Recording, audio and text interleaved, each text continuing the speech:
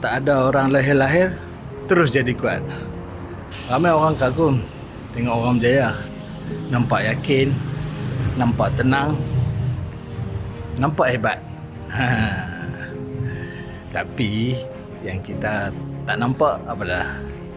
Yang kita tak nampak berapa kali dia gagal, berapa kali dia ditolak, berapa kali dah hampir putus asa.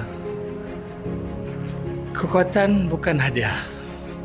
Kekuatan ialah hasil daripada setiap ujian yang kita pilih untuk hadapi, bukan lari.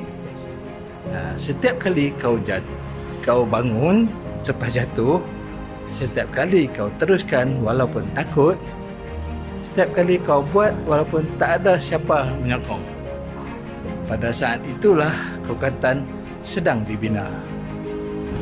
Jangan doa hidup yang mudah. Doalah supaya hati lebih kuat menghadapi apa sahaja.